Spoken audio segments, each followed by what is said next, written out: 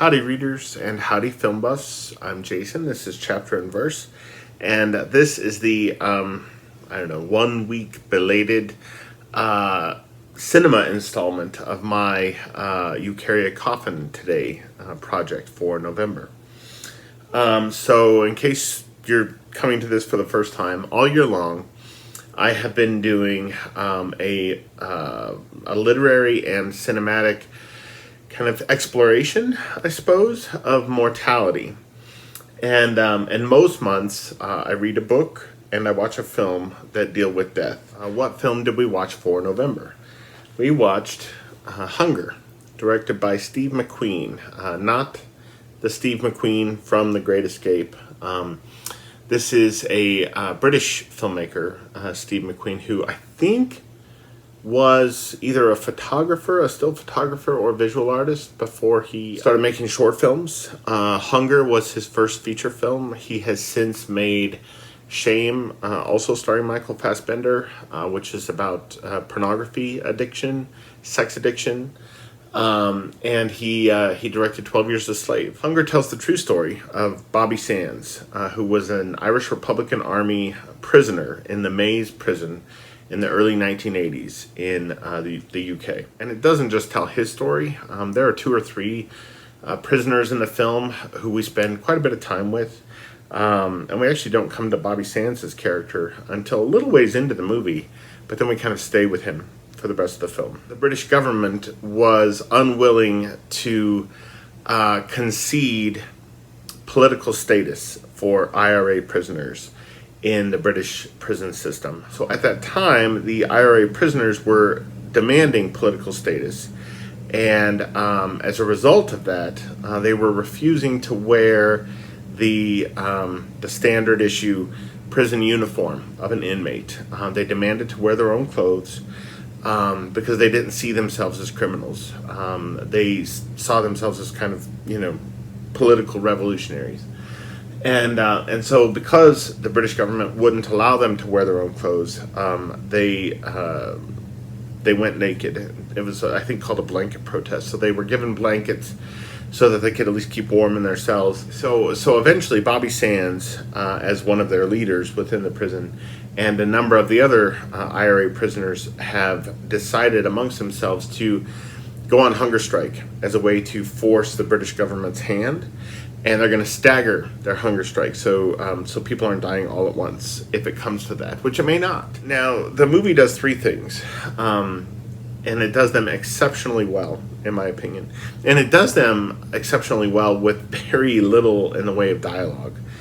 The movie almost reads like a silent film. So one, it examines the corporeal disintegration of the human body in really harrowing detail, right? So about 2/3 of the way through the film, when we learn that Bobby Sands has decided to begin this hunger strike, there's a long conversation between him and his priest, and they essentially debate for 10 or 15 minutes on screen whether or not this notion of going on hunger strike qualifies as suicide, whether or not God and the church, the community at large, will read this as suicide.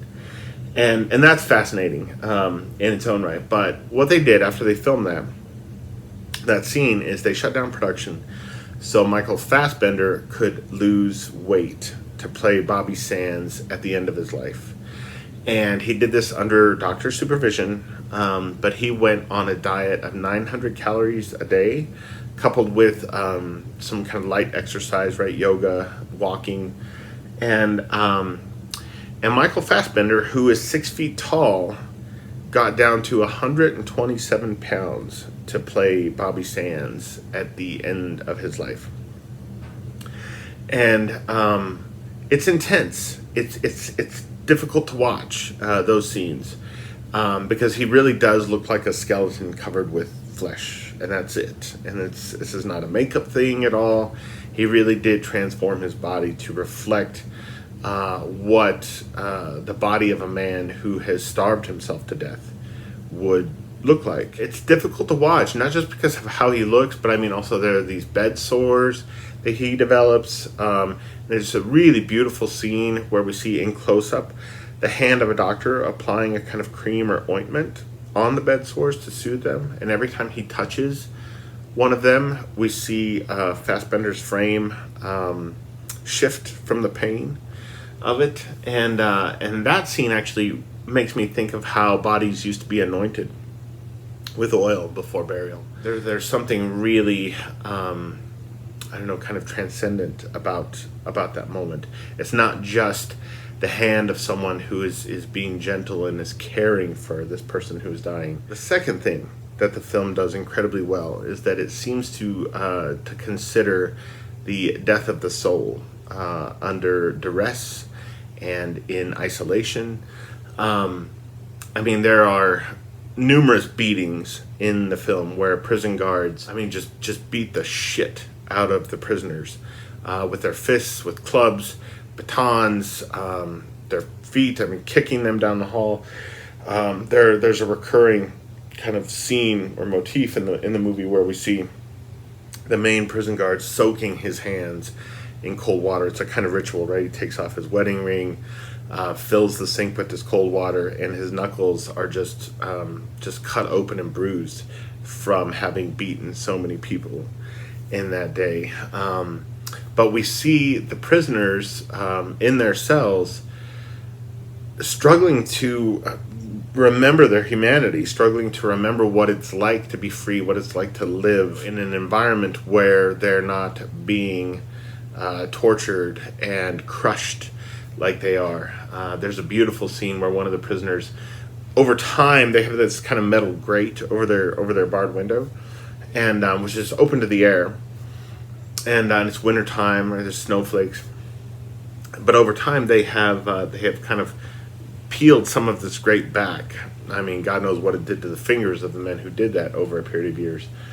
But we see one of the prisoners naked, right, because they're in this blanket protest, extending his arm through the ripped open grate because there's a fly out there, and he's being very careful not to cut himself on the torn metal, but he just wants this fly on his hand, on his fingertip, and you get the sense that he just wants engagement with something that is free, something that is alive, and you get the feeling that it's a way of him keeping his own soul from dying, which is incredibly powerful.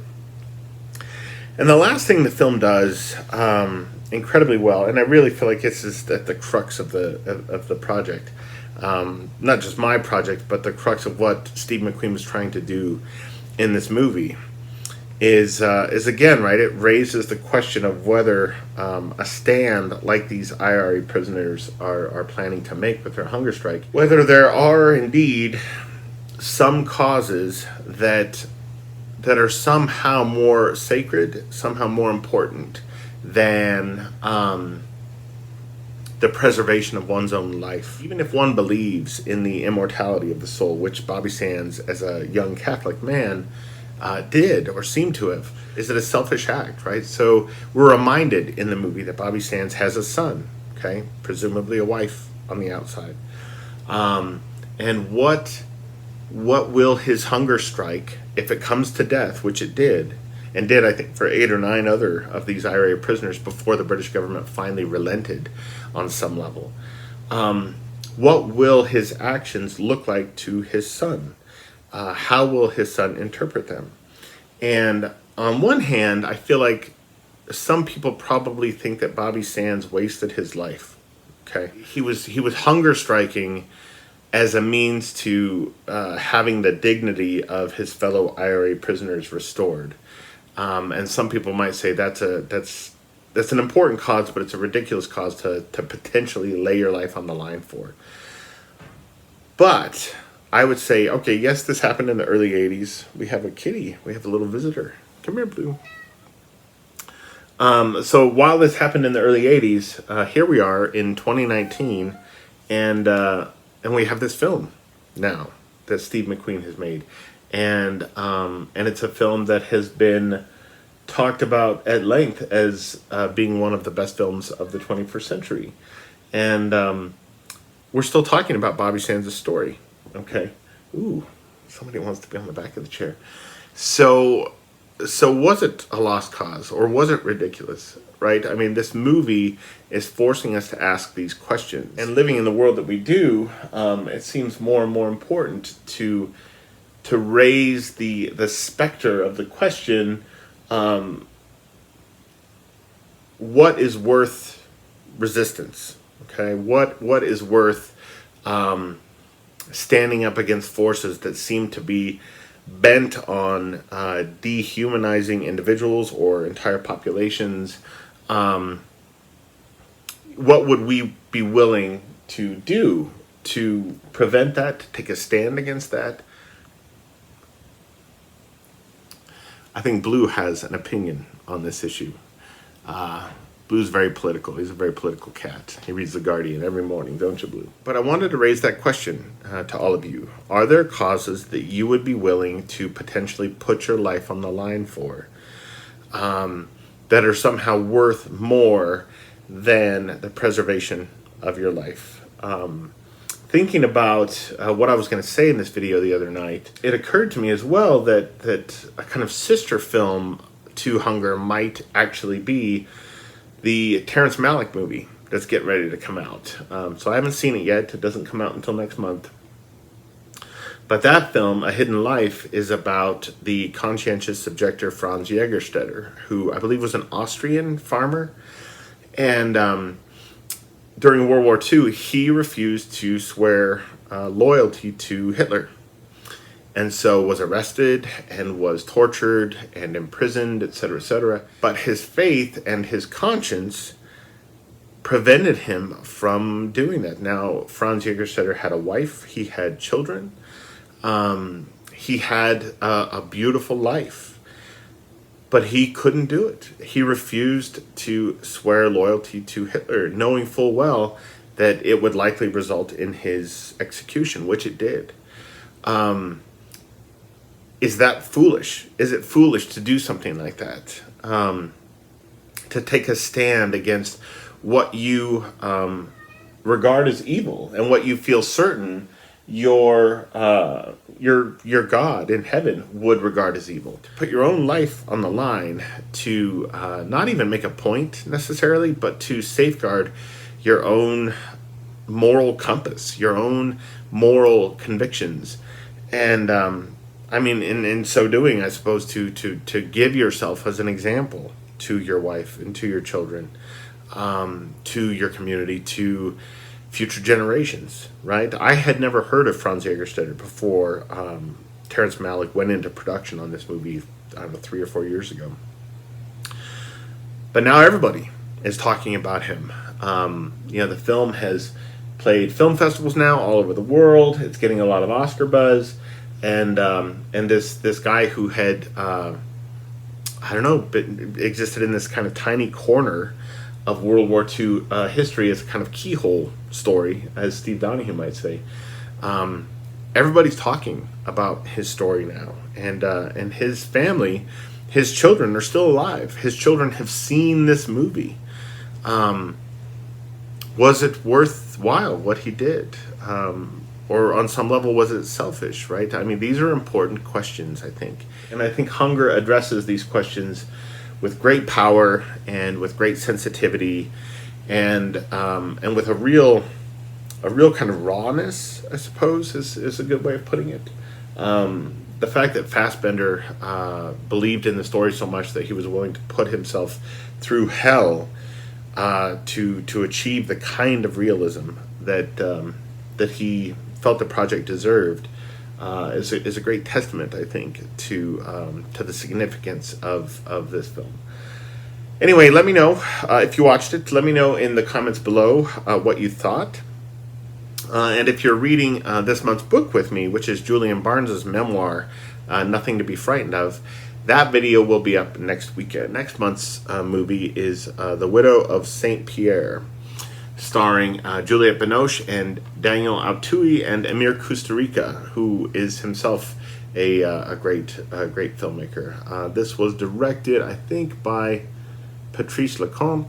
Yes, by Patrice Leconte. Anyway, I haven't seen this since college, and I love this movie. And I bought the DVD expressly for this project. So let's hope it lives up to my memory of it. Thanks for watching, and I will talk to you guys again very soon. Adios.